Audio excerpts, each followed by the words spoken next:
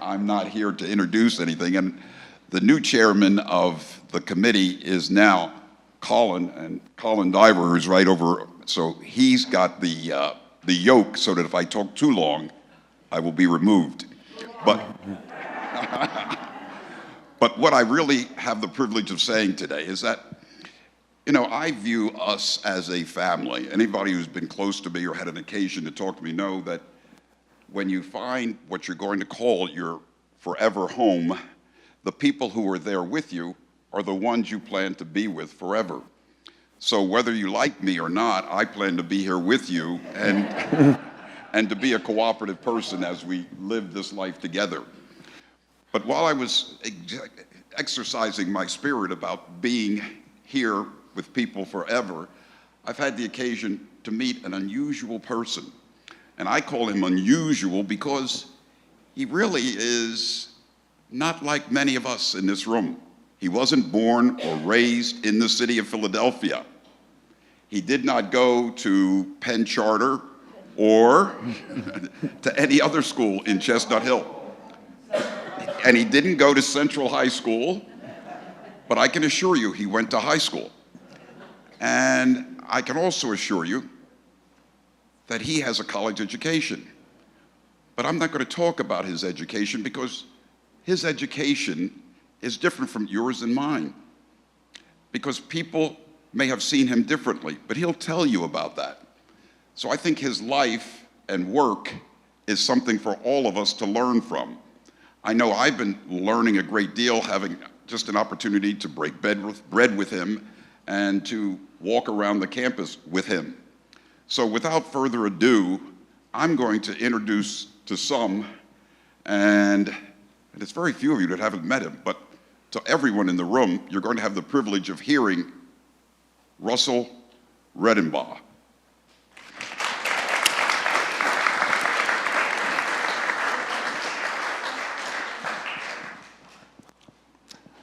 Good afternoon. Good afternoon. One of my dear friends reassured me. She said, "Is there anybody in the world who knows more about you than you?" I said, "No." She said, "Well, then you're the expert." Just tell them like it is. So I'm glad to be here. I'm glad to be living here. And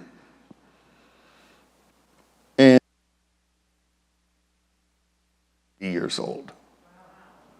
I've had the title for today's talk should be something like, "It's a Wonderful Life." Because it is, and has been. And I didn't always feel that way. There was a time when I thought, why me? I grew up in Salt Lake City, Utah. And in 1962, or 1960 or so, John Fitzgerald Kennedy made a declaration: we will put a man on the moon and bring him back alive in this decade. So I thought, yeah, being an astronaut, that could really help with getting girls. I was 16 at the time, and believe me, I needed a lot of help for getting girls.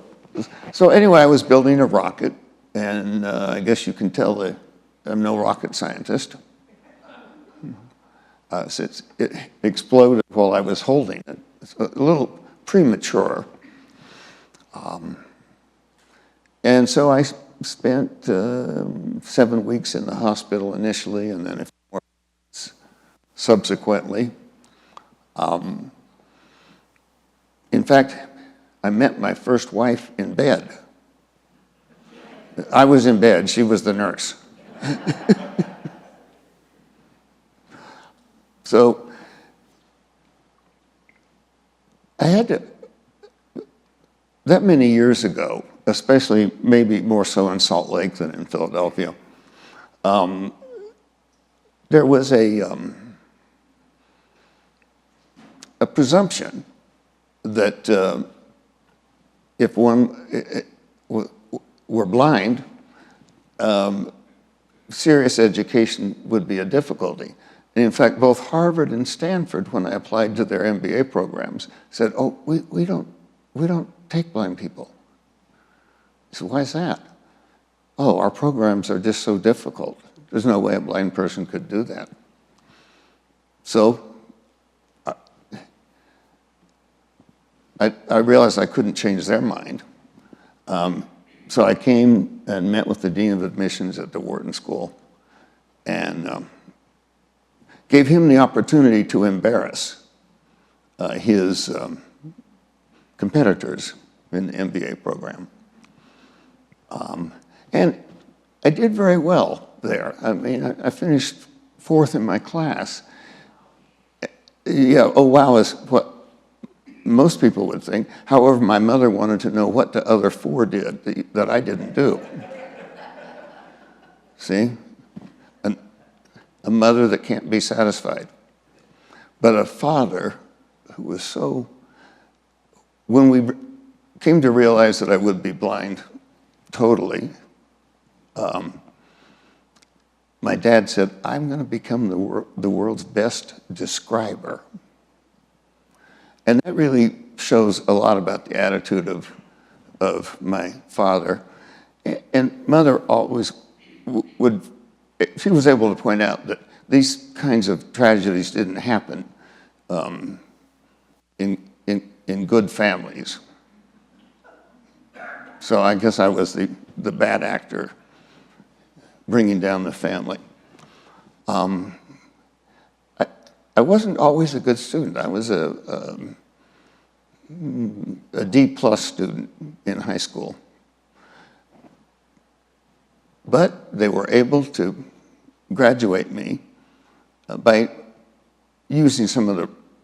by changing the rules slightly. And the University of Utah had to take me, being a resident of the state. And I finished 1st in my class, undergraduate. So I learned how to study. And especially when I got to graduate school, I learned to have great study partners. So I would find a student, maybe particularly a foreign student, and I said, your grades will be much better if we're study partners than if we're not. And I found a lot of takers for that. I encountered a lot of, I'm not sure, prejudice. Like, oh, blind people, we don't do that.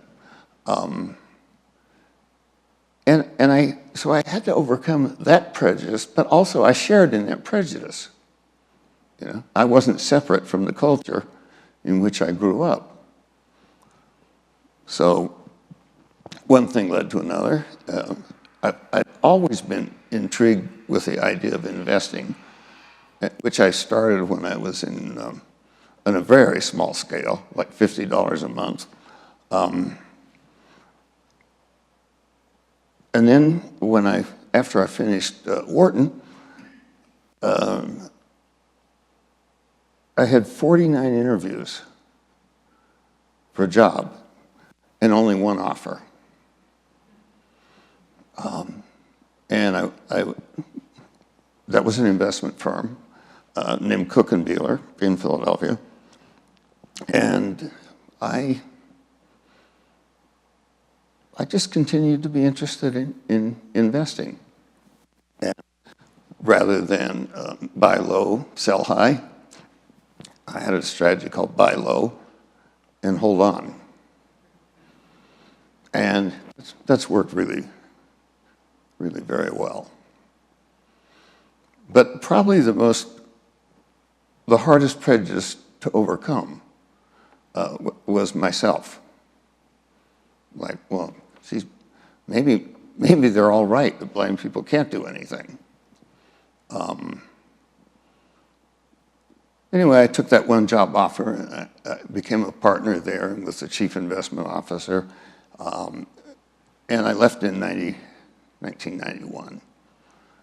I guess I wanted to skip the bull market that was in force.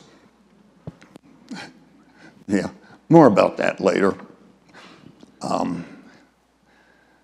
So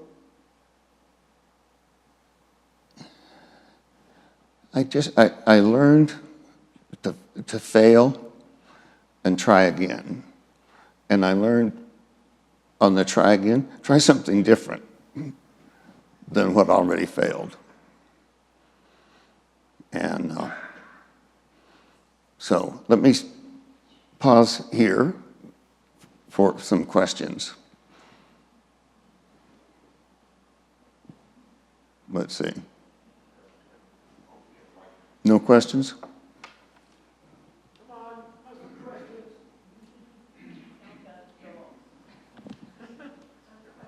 Here's a question. Did I? Well, no, I didn't. The excuse I gave myself was, I can't hear you. Repeat the question, would you please, Austin? Did he learn I Braille, did. was the question. okay, And the answer is? no. And my excuse for not learning Braille was I didn't have enough fingers. But reading one, They didn't hear it. oh, Yeah. Turn up the sound a little bit, please.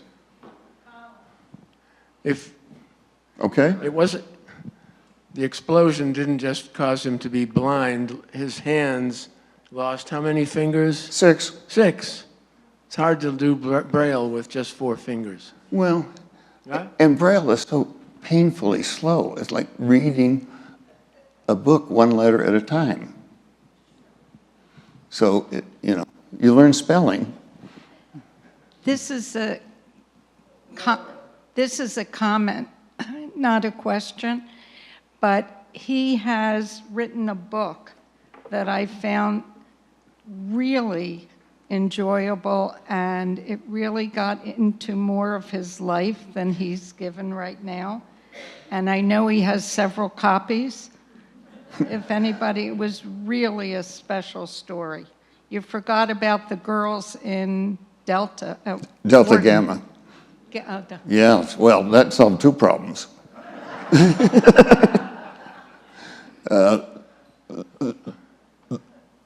Do you want to Delta tell Gammas are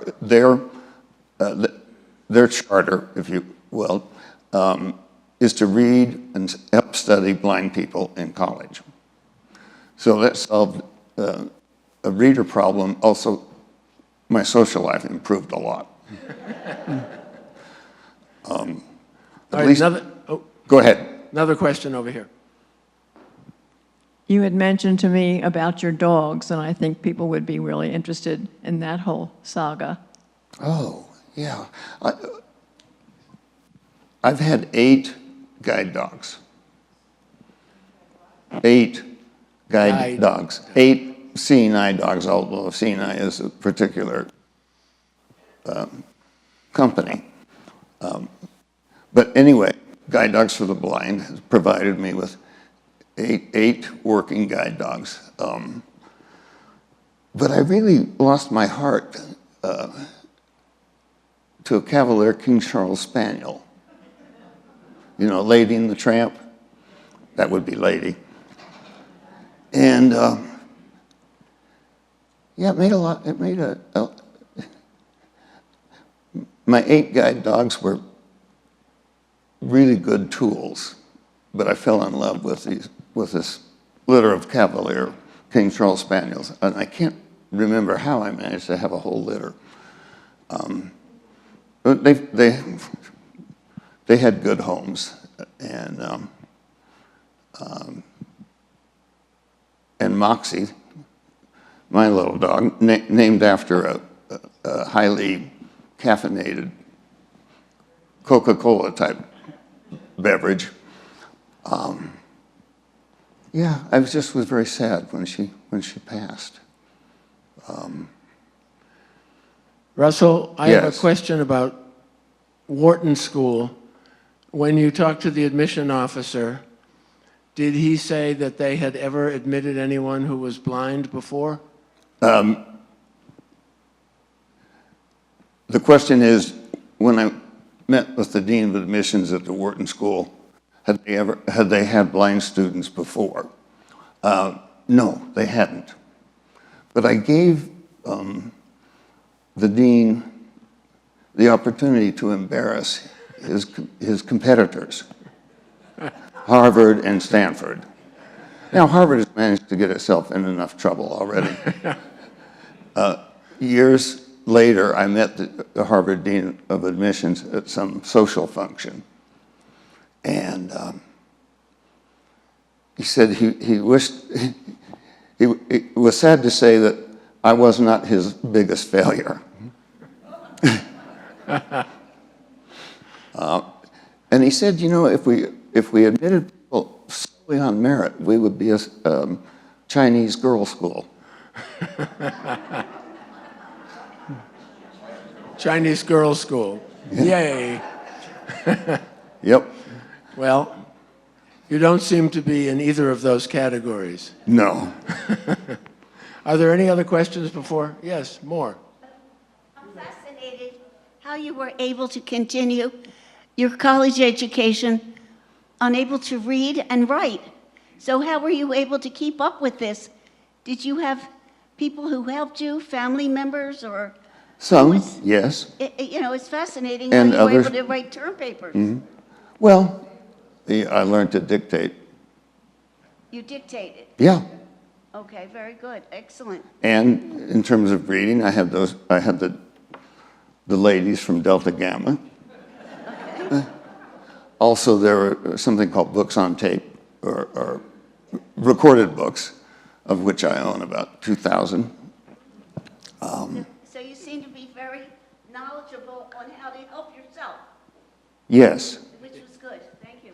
Yeah, and as I mentioned earlier, the prejudice that I had to overcome that was most difficult was my own prejudice.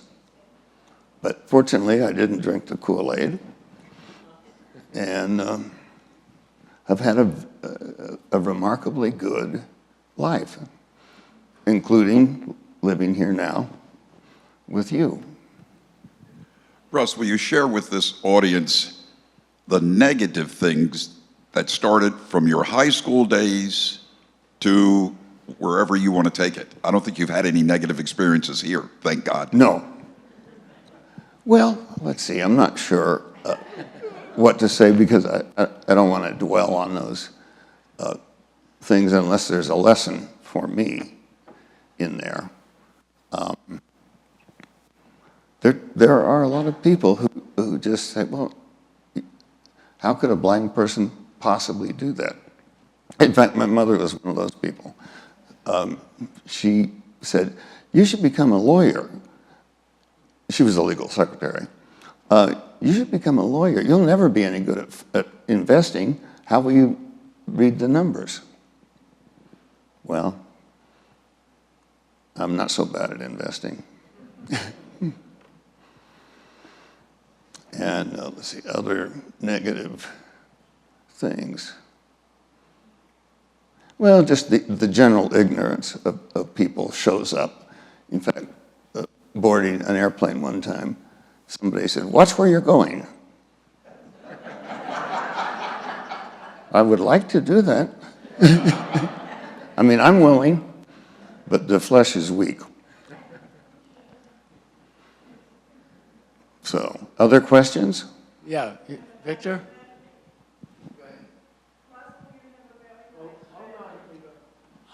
Russell, Yes. in your book, you talk about switching the narrative. Could you explain that to us? What did you mean by that? Oh, narratives are the stories that we tell ourselves that can hold us back or push us forward. Like, well, in our family, the oldest son always goes in the military, or that's a narrative. Probably not one that's very productive, especially if you're the oldest son and believe in choice. So, Eva, did you have something? Yes, why don't you speak about your family? You have a very nice family too. Oh, I mean, I have met some of them. yes, yeah, and I think you'll meet my daughter this month. So yeah, I've got 3 children, 3 grandchildren. All 3 of the grandchildren are from my oldest son. Name is David. And my very remarkable daughter, who is adopted, and in spite of being adopted, she is the most like me of all 3 of the kids. She lives in Thailand. I'm not quite sure why, but I have visited her there a couple of times, and it's very, I can see why it appeals to her. And then my youngest, James, will be married to a lovely lady in September of this year. So I expect grandchildren, or else. Russ, Yes. what was your greatest accomplishment and your greatest disappointment?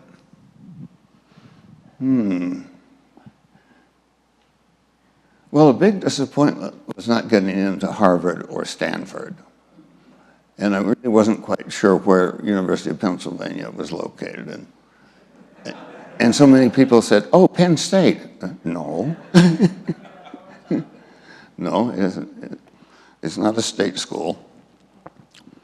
I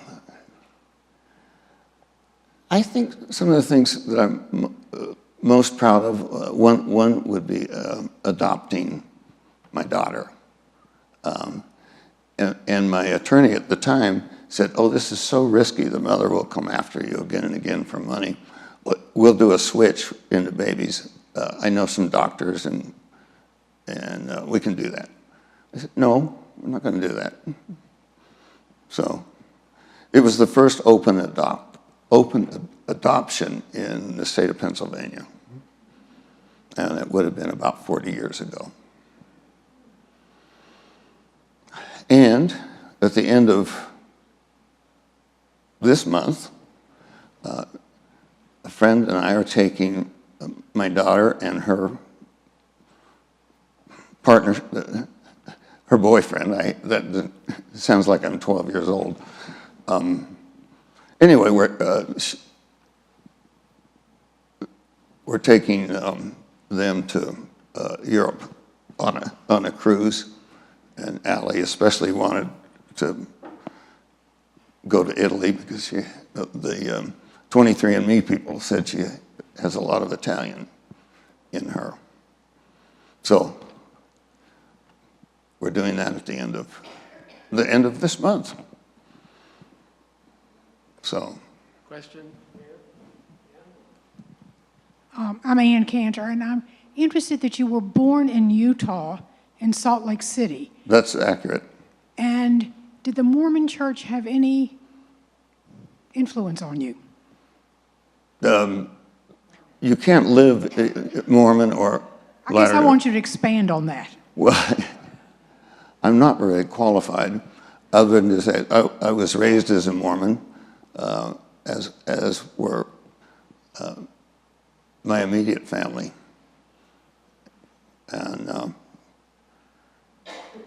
yeah, I think the Mormon Church and many other religions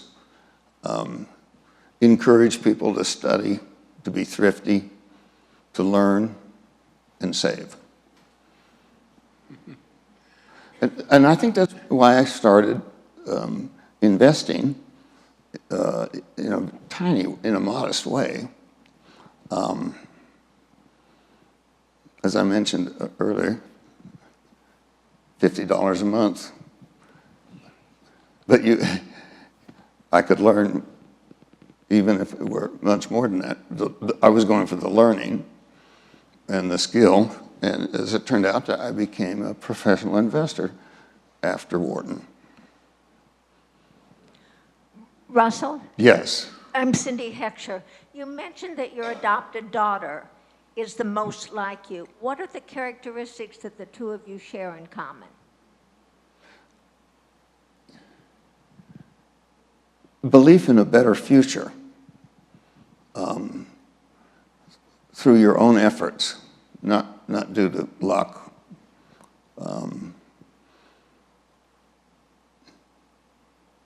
that's about all I can say. Russell, you know this place is full of sports fans. Are you going to tell us about your athletic career? Oh, yes, I suppose. Yeah, I'm a black belt in Brazilian Jiu-Jitsu. And somebody said, well, how's that differ from Japanese Jiu-Jitsu? Oh, the Japanese are very nice. They're well-mannered. But I do that, and I took a gold medal in 03, 04, and 05. And being a good statistician, I realized a 3-0 record was way better than whatever it is, 4-3. Right. So I decided to quit while I was ahead, which is a good skill if you're an investor. It's good to know, when to quit. So, yeah, I don't compete anymore in jiu-jitsu, but it was certainly an important part of my life for decades. I'm tempted to ask you to demonstrate. If you would care to come forward. But I have asked you in the past, and you have explained how it is that you have been so successful in jiu-jitsu, even without sight. Can you explain that? Sure. Jiu-jitsu is a skill that favors the skillful over the large or over the strong. And it is a subtle martial art, but it is based on chokeholds and other joint locks. We never intentionally injure the opponent. One time it wasn't a match, I was in training, and I made the mistake of, the guy had me in a chokehold, and I made the mistake of thinking I could break it. What I broke instead was my ankle. And the good news, however, is although there was a hospital very close to where that gym is, my opponent was an MD. And he said, no, we're not going there. We're going to my hospital. We go to that one, they won't see us till they've taken care of all the bleeders. So he called ahead, and his ER was very welcoming, and I got cast and out of there in no time at all. So, Russell. and the doctor couldn't have been more helpful. None of this was his fault. And he didn't do anything out of order. So I didn't mention, but the World Championships for Brazilian Jiu-Jitsu happened, guess where? Brazil. Right. Russell, Yes. how did you hear about and end up living at the Hill? At the Hill? Oh. Why are you here? Thank you for being here. Why am I here? Well, this is a great place to be, It is. especially considering the alternatives. Which just down the road is a place that is probably, well, the way I say it here, I think it's about twice as expensive, but 4 times more valuable. So I'm here because I need a lot of support in my daily living. And so not only do I live here, where there's excellent food in overabundant quantities,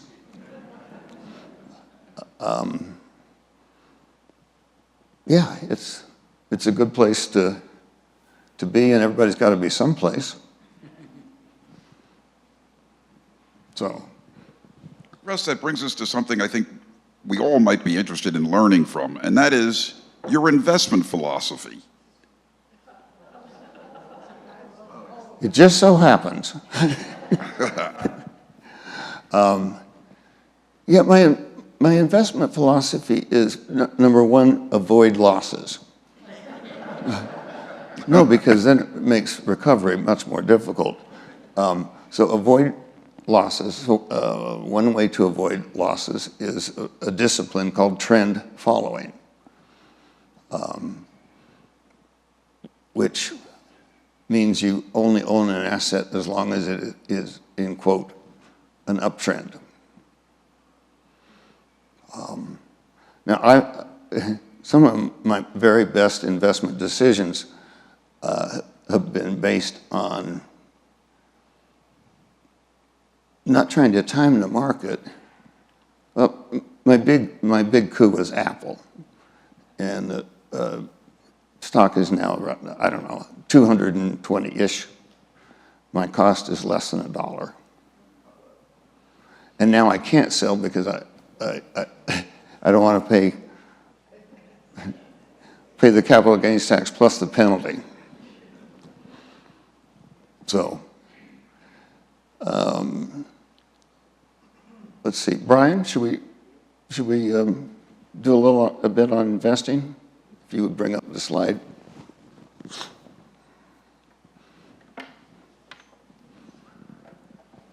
Oh, you have to do it here. Yeah. No problem.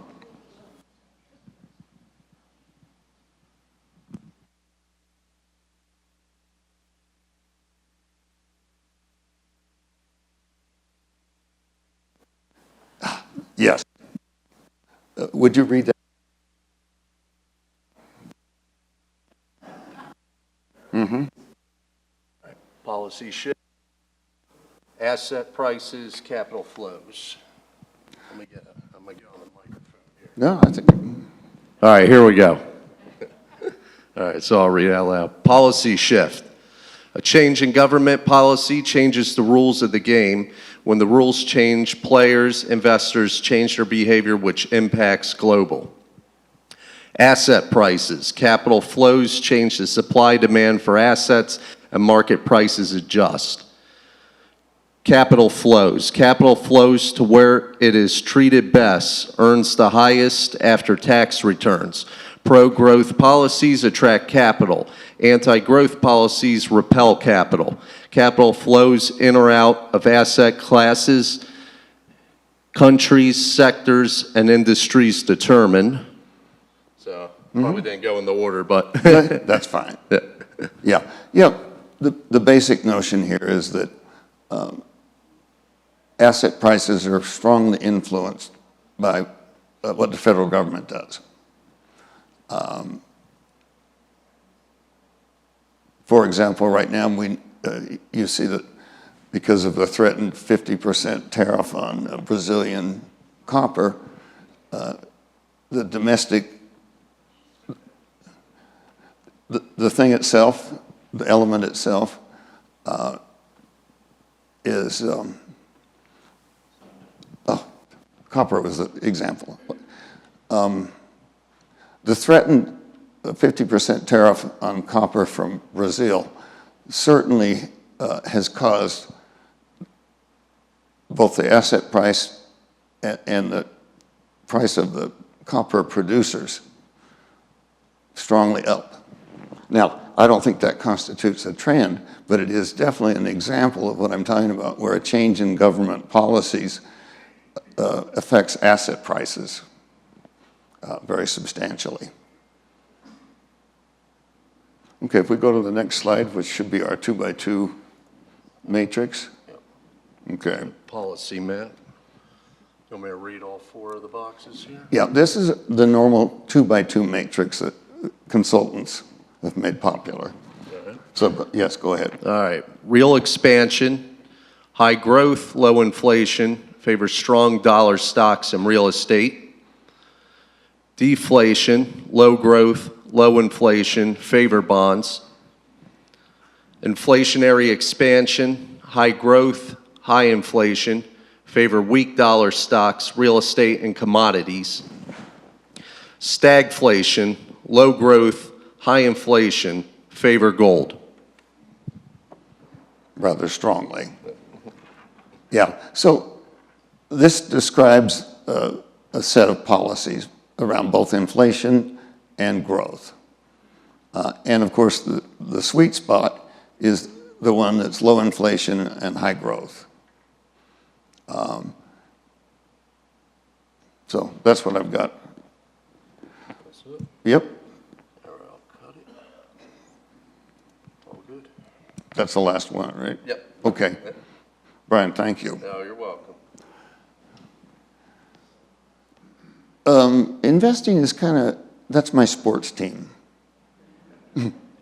that I cheer for. Other questions? So Russell, where in the matrix are we right now? I believe it's unclear. No, but I think we're going to have growth with less inflation. And the inflation part bothers me. I don't, life was much easier when the U.S. was on a gold standard, which we abandoned by Richard Nixon in 1973. It was probably the largest theft imaginable. The dollar used to be backed by gold, which meant that the value of the dollar stayed in a very narrow band. And what the Fed would do is they would buy and sell gold or a proxy as a way to influence the supply and demand. So, well, if we're out of questions. Are we out of questions?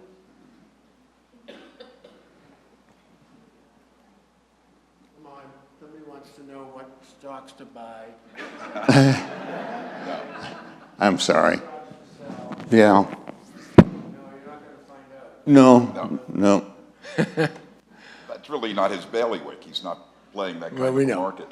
But Oh, yeah. Go ahead. But I think you also have a newsletter. I think that's something you ought to be sharing with. Sorry. Oh, Russ, you produce a newsletter, and I'm fortunate to be one of the people that gets it periodically. Would you tell our fellow residents about that? Because that's some of your creative work that you're still doing. oh, yeah. I make what comments about the economy, the policy, or something that's in the news, and I want to make a point that's very different from what's being said in the news. And there are times when there aren't good buys. So, anyway, this is a newsletter. It's mostly free. I mean, it is free unless you want to make a payment. Most people don't want to make payments. So anyway, John, how did you sign up for that? Substack? I wish I could remember how I signed up for it. I'm guilty of signing up for so many things on the internet, I cannot recall. I must tell the truth. Well, I cannot recall. Okay. But would you tell, if you know how we can get? Yes. Okay, let's do that. If you Google my name, Russell Redenbaugh, and Substack, I think that will lead you to where you can sign up. And if not, you'll see him around and you can pigeonhole him and get the answer if neither of us was able to give it to you correctly at this time. That's right. But Russ, the other thing I think you might want to share with this audience is how you see the economic future of our country. Because I know it's not, there's no right, there's no wrong, I admit. But the question is, how do you see the economic future of America based on what's been going on? Many times there's discussions on campus amongst residents about the political leaders. That's one thing. But we're all in an economic system, and I'm asking you where you see our economic system going forward. Okay, so I do not think there will be a recession this year or next year. Now, that opinion may change based on inbound information. But I am not concerned. I'm still fully invested, and most all the time I am fully invested.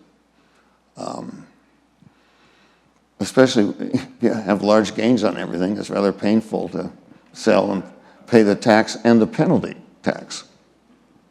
Well, I think the previous question begs the following question, which all of us are asking.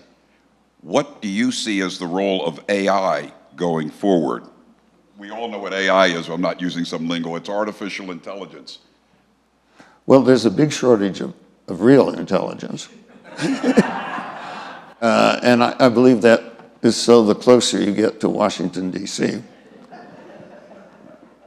Now, I must interject this because I've read his book. And I'm going to suggest that many of you read his book as well. In fact, everyone. Russell was one of those people down in Washington, if you look back. He served on the Civil Rights Commission of our great country. Isn't that right, Russell? You were down there in Washington in a role? Yes, although I was not required to move there. Okay, So- he wasn't required to move there, but he was at the federal government level. So he's a modest individual, obviously, as you can tell. But having read his book, I don't have any problems in throwing back what I learned about him in that book. Okay.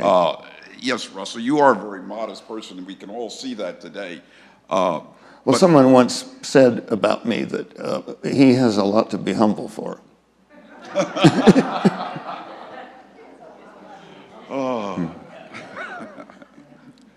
Well, let me be more specific about your book. In case anyone would like to get a copy of his book, the copies are, if you look over in the right-hand corner of the room, you will see, okay, and the book is only $25, and what Russell will be willing to do, he will sign it, of course, so if you sign up, you will order it, he'll have them in, and then he will sign each and every one of them, and if he doesn't, I'm going to have him arrested, but be that as it Yeah. may. No, that's my promise. Okay, I know, I'm only teasing. We've got to add some levity to this thing. Anyway, Especially if you're talking about money. yes. But what I do want to let people know that this book gives you some insight and some of the details as to how he came to those conclusions, which he shared with us today, not just about the dogs, but I think as one who has read the book, I can tell you, I was most moved by the following series. When he was in high school, a couple of the custodians in the high school, now these are the guys cleaning up the place in Salt Lake City, commented in his hearing about the blind man, or the blind boy at that time. Boy. And in my mind, that was one of the most significant things to overcome, because when the adults around you tell you that you don't count, or you don't matter, or you will never achieve, words to that effect, that to me, Russ, I can say openly, I respect the fact that you overcame that major obstacle, because in youth, who wants to be discouraged? Who wants to be discouraged as a youth? You want to believe that you're going to do something and have the capacity to do something with your life. And Russ, I want to say I congratulate you for telling through your behavior that those two people were truly blind, not you. Yes. They were blind. Mm-hmm.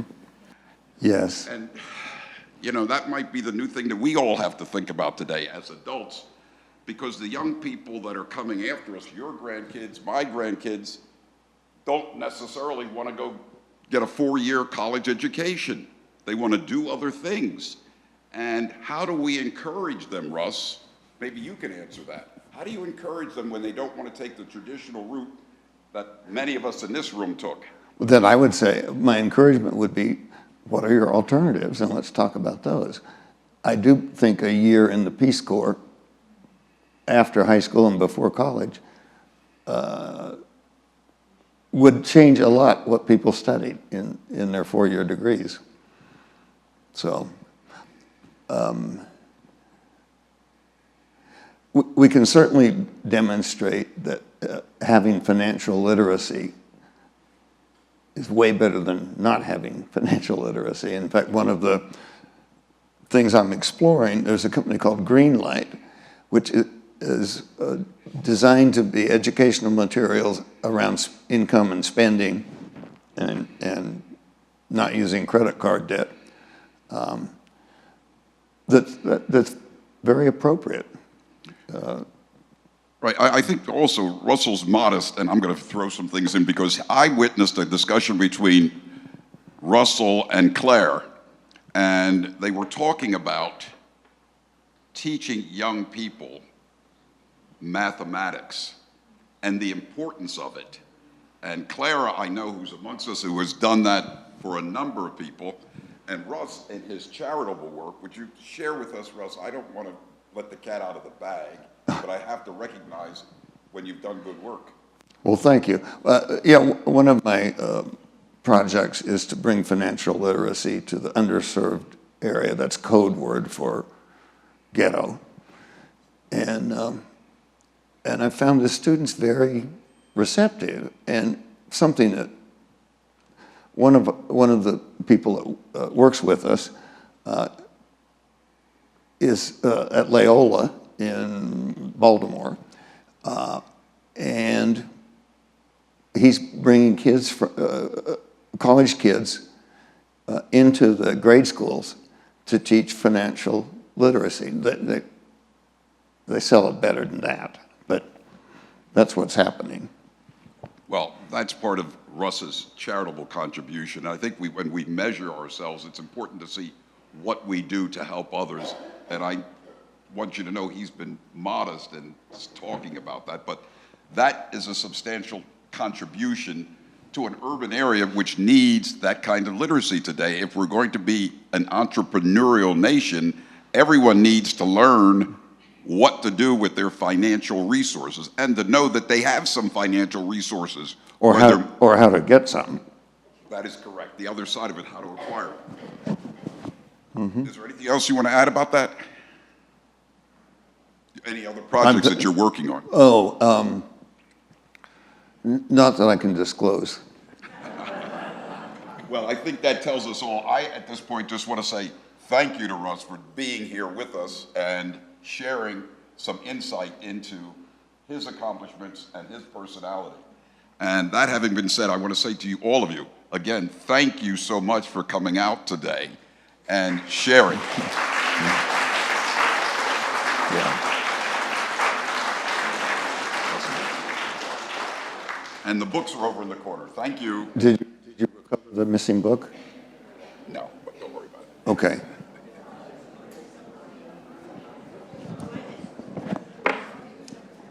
Thank you, Russell. Mm-hmm. That's your water.